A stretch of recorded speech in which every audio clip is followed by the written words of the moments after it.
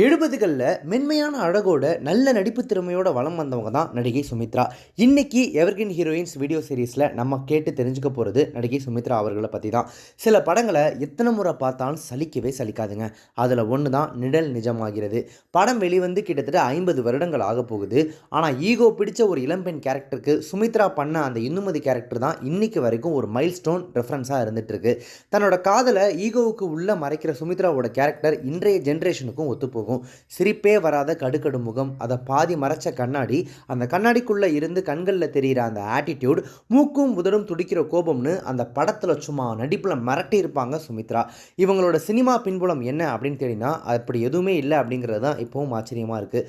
நடிகை சுமித்ரா அவர்களுடைய சொந்த ஊர் கேரளாவில் இருக்கக்கூடிய திருச்சூர். அப்பா ராகவராயர் எண்ணெய் சுத்திகரிப்பு நிலையத்தில் வேலை பார்க்க, அம்மா ஜானகி குடும்ப தலைவி. சுமித்ராவுக்கு பின்னாடி 3 தம்பிங்க. அவங்க அப்பாவோட வேலை காரணமாக விசாகப்பட்டினத்துக்கு போகிறாங்க. ஆனால் சென்னையில் இருக்கக்கூடிய அம்மா வழி தாத்தா வீட்டுக்கு ஒவ்வொரு சம்மர் ஹாலிடேஸ்க்கும் வந்துடுவாங்களாம் சுமித்ரா. அப்படி ஒரு வருஷம் வந்தப்போ தான் சுமித்ராவுக்கு மலையாள பட வாய்ப்பு கிடைச்சிருக்கு. அதை பற்றி அவங்களே ஒரு பேட்டியில் சொல்லியிருக்காங்க. என்ன சொல்லியிருக்காங்க அப்படின்னா, எங்கள் தாத்தா வீட்டு பக்கத்தில் ஒரு டீ கடை இருந்துச்சு. அங்கே டீ ரொம்ப நல்லா இருக்குமா. அப்பா சென்னைக்கு வர்றப்போ அந்த டீ கடையில் டீ குடிக்க போவார். அப்படி ஒரு நாள் போகிறப்போ அங்கே டான்ஸ் மாஸ்டர் முருகப்பனை மீட் பண்ணியிருக்காரு. அவர் கேஆர் விஜயா மேடமுக்கு டான்ஸ் சொல்லி கொடுத்தவர். அவரும் எங்கள் அப்பாவும் அடிக்கடி இந்த டீ கடையில் மீட் பண்ண நல்ல ஃப்ரெண்ட்ஸ் ஆகிட்டாங்க. அவர் ஒரு நாள் எங்கள் வீட்டுக்கு வந்திருந்தார். அப்போ எனக்கு வெறும் 14 வயசு தான்.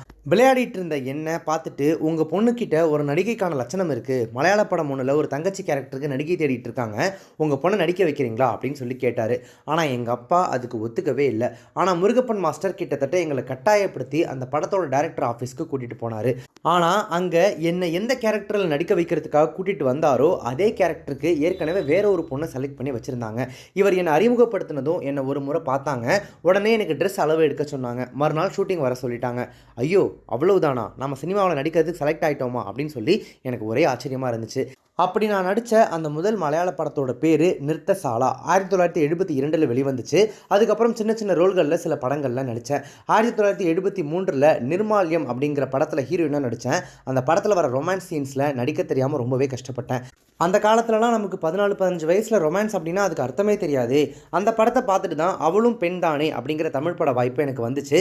அந்த படத்தில் என்னை புக் பண்ணுறதுக்காக எங்கள் ஊருக்கே வந்துட்டாங்க. அந்த படத்தோட கேரக்டர் படி என்னோடது பாலியல் தொழிலாளி கேரக்டர், அதாவது ப்ராஸ்டியூஷன். அதை கேட்டதும் எங்கள் அப்பா பயந்து போயிட்டார். அவள் ஸ்கூல் படிச்சுட்டு இருந்த குழந்தைங்க டான்ஸ் கற்றுக்கிட்டதுனால அவள் நடிக்கவும் செய்கிறா. ஆனால் நீங்கள் சொல்கிறது பாலியல் தொழிலாளி கேரக்டர், அந்த வார்த்தைக்கு என் பொண்ணுக்கு அர்த்தம் கூட தெரியாதுங்க, அதனால் இந்த படத்தில் அவளால் நடிக்க முடியாது அப்படின்னு சொல்லி எங்கள் அப்பா தீர்மானமாக சொல்லிட்டாரு. ஆனால் டைரக்டர், உங்கள் பொண்ணு இந்த கேரக்டரில் நடித்தா தான் படம் ஓடும், அப்படி படம் ஓடலைன்னா நான் ஃபீல்டை விட்டே போயிடுறேன் அப்படின்னு சொன்னார். வேறு வழியே இல்லாமல் எங்கள் அப்பாவும் ஒத்துக்கிட்டாரு. படம் வெளியாகி நல்லா ஓடிச்சு. அதுக்கப்புறம் தமிழ், தெலுங்கு, மலையாளம், கன்னடம்னு வரிசையாக பட வாய்ப்புகள் வந்துச்சு அப்படின்னு சொல்லி அந்த இன்டர்வியூவில் ரொம்பவே மகிழ்ச்சியாக சொல்லியிருக்காங்க சுமித்ரா. கேரளாவில் பிறந்ததால் சுமித்ராவுக்கு மலையாளம் அத்துப்படி, விசாகப்பட்டினத்தில் வளர்ந்ததுனால தெலுங்கும் அத்துப்படி. அவளும் பெண் தானே வாய்ப்பு கிடைத்ததும் தமிழையும் உடனே கற்றுக்கிட்டாங்களாம். இதே படத்தை கன்னடத்தில் எடுக்க அங்கேயும் சுமித்ரா தான் ஹீரோயின். உடனே கன்னடா கற்றுக்கிட்டு அவங்களே டப்பிங் பேசியிருக்காங்க. ஒரு புது மொழியை கற்றுக்கிறதுல சுமித்ரா பயங்கர எக்ஸ்பர்ட் அப்படின்னு சொல்லி அப்போ எல்லாருமே பாராட்டுவாங்களாமா. சுமித்ரா வழக்கமான ஹீரோயின் கேரக்டர்ஸ் தான் நிறைய செஞ்சாங்க அப்படின்னாலுமே கூடவே அவங்க நடிப்பு திறமைக்கு திணி போடுற கதாநாயகியாகவும் பல திரைப்படங்களில் அவங்க நடிச்சிருக்காங்க. ஸோ அந்த கேரக்டர்ஸ் அவங்களை தேடி வந்துச்சோ இல்லை சுமித்ரா நடிக்கிறதுக்கு வாய்ப்பு இருக்கிறதுக்கான ரோல்களை தேடி தேடி செஞ்சாங்களோ, ஆனால் அவங்க ஹீரோயினாக நடித்த காலத்தில் இருந்து இன்னைக்கு அவங்க பண்ணுற அம்மா கேரக்டர்ஸ் வரைக்கும் பெரும்பாலும் அவங்க கதாபாத்திரம் பயங்கர ஸ்ட்ராங்காக ஹீரோயின் கூட ட்ராவல் பண்ணுற மாதிரியே இருக்கும். உதாரணம் சொல்லணும் அப்படின்னா நிறைய படங்களை சொல்ல வேண்டி வரும். காதலன் கிட்ட ஏமாந்து அவன் நண்பன் கிட்ட அடைக்கலமாகிற பெண்ணா புவனா ஒரு கேள்விக்குறி, அப்பாவி கிராமத்து பெண்ணா சிட்டுக்குருவி, ஆண்களையே பிடிக்காத ஒரு பெண்ணா நிழல் நிஜமாகிறது, அக்காவோட பிள்ளைகளுக்கு அம்மாவாகிற கன்னி பெண்ணா மழலை பட்டாளம், பாலியல் வன்கொடுமை செய்யப்பட்ட பெண்ணா அண்ணன் ஒரு கோயில், மனசுக்குள்ளேயே காதலை மறைக்கிற பெண்ணா நந்தா என் நிலா, தோழி மீது உயிரையே வச்சிருக்கிற பெண்ணா வட்டத்துக்குள் சதுரம்னு இப்படி பல உதாரணங்களை சொல்லிக்கிட்டே போகலாம்.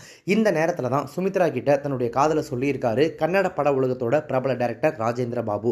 இவங்களும் எஸ் சொல்லியிருக்காங்க. 1980 இவங்க 2 பேருக்கும் திருமணம் நடந்திருக்கு.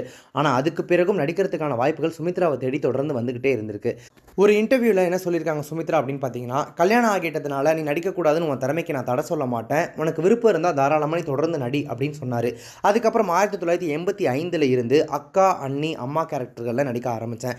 கன்னிராசியில் ரேவதிக்கு அம்மா, அக்னி நட்சத்திரத்தில் பிரபுவோட அம்மா, பணக்காரனில் ரஜினிக்கு அம்மா, சிங்காரவேலனில் கமலுக்கு அம்மா, வீராப்பு முத்தின கத்திரிக்காயில் சுந்தர்சிக்கு அம்மா, சிங்கம் திரைப்படத்தில் சூர்யாவுக்கு அம்மா, வலிமை திரைப்படத்தில் அஜித்துக்கு அம்மானு இப்போவும் எனக்கான கேரக்டர்ஸ் வந்துக்கிட்டே தான் இருக்குது. இதில் நான் ஜோடியாக நடித்த ரஜினிக்கும் கமலுக்கும் கூட அம்மாவாக நடிச்சிருக்கேன் அப்படின்னு சொல்கிற சுமித்ராவுக்கு 2 பெண் குழந்தைங்க.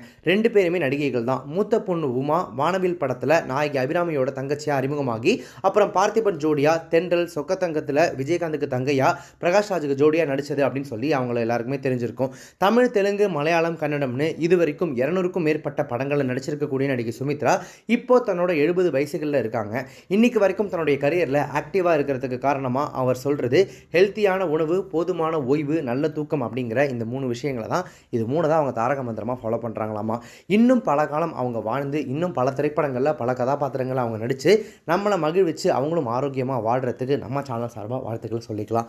எவர்கிரீன் ஹீரோயின்ஸ் வீடியோ சீரிஸில் இந்த வீடியோவில் நடிகை சுமித்ரா அவர்கள் பற்றி பேசின விஷயங்கள் உங்களுக்கு பிடிச்சிருந்துச்சு அப்படின்னா லைக் பண்ணுங்கள், ஷேர் பண்ணுங்கள். இந்த வீடியோ பற்றி உங்களுடைய கருத்துக்களை கமெண்ட்ஸாக சொல்லுங்கள். நம்ம சேனல் இது வரைக்கும் சப்ஸ்கிரைப் பண்ணாதவங்க யாராவது வீடியோ பார்த்துருக்கீங்க அப்படின்னா மறக்காம உடனே இப்போவே நம்ம சேனலுக்கு சப்ஸ்கிரைப் பண்ணிவிட்டு பக்கத்தில் நோட்டிஃபிகேஷன் பில் பண்ணி மறக்காம டிங்க் நினைத்துருங்க.